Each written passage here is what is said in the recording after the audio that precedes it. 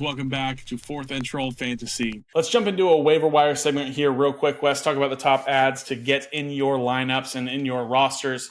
Maybe not your lineups, but get in your rosters. Listen, I've got two things to discuss here real quick. Isiah Pacheco goes out. All right. Does that mean Samaje Perine? Does that mean Carson Steele? Does that mean Kareem Hunt? We're hearing he's visiting. Does that mean Clyde Edwards-Helaire, who's going to be potentially back in week 5 after a little bit of a stint on the PUP? This is going to sound insane, but I think it's none of them. I literally think it's none of them. I think it's going to be a jumbled up committee that you're going to – I don't think you should spend fab on anyone. See who clears and who you can just add, and add one of them and see. Like if you have a strong gut feeling about one of them, maybe it's Perine for the PPR upside. Maybe it's Steele because he's an exciting rookie. Maybe it's Kareem Hunt because he's been with the team before. Maybe it's Clyde because he's the guy they brought back. Whatever it is, I don't think you should spend a fab or like a waiver priority on any of these guys, to be honest. I think they're just going to start throwing the football way more. And I don't know. I think it's going to be hard to replicate the production you were getting on the ground with Pacheco through any of these guys or any combination of these guys. So I'm gonna pass on any of them, to be completely honest with you. And wild as it sounds, I feel similarly about the Los Angeles Rams wide receivers. Is it Demarcus Robinson? Yeah. Is it Tyler Johnson? Is it Jordan Whittington? Is it Tutu Atwell emerging? Is it Colby Parkinson's going to get more targets? Is it Davis who is it? I don't know.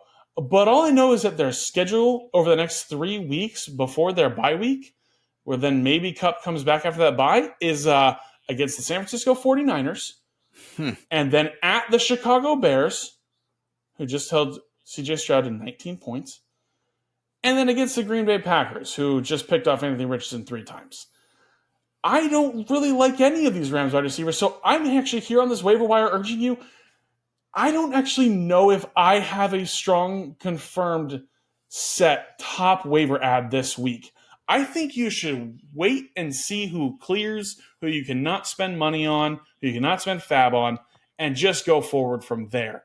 But I think it's going to be hard because you're going to have to just call your shot, and I don't think you want to spend fab on just like a dart throw with these two opportunities for more touches. So that's I know it's probably not what anyone wanted to hear, but that's where I'm at with waivers this week. Wes, where are you at?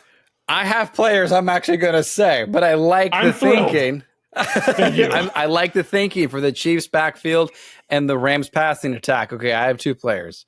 2 players I'm going to talk about. One, I'm buying in on Mike Gritty Gesicki because not only did he have a fantastic week, and the tight end pool is pathetic right now in fantasy, but he actually had a touchdown in week 1 that was ruled out of bounds. Burrow is looking his way. Burrow is trusting him. And Joe Burrow threw to tight ends more yards than he ever has in his entire career because of Gesicki last week against the Chiefs. I think Gesicki's the real deal. Take it from a Dolphins fan who watched him for many years light it up in our receiving game. He's a true pass-catching tight end. I'm buying in. Here's my other waiver wire ad. Go get Jauan Jennings while Debo is out. Yeah. Talk about the damn near Super Bowl MVP last year.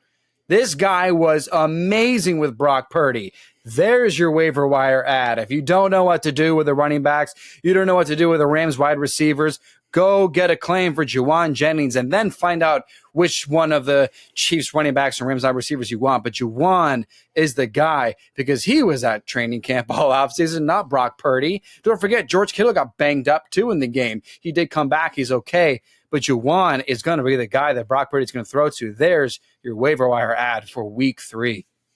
I like it. That's definitely a sneaky ad. I'm glad I have him on my very deep roster in our 32-man league that we're in, Wes. And was bummed he's going to be a guy who gets in there for sure.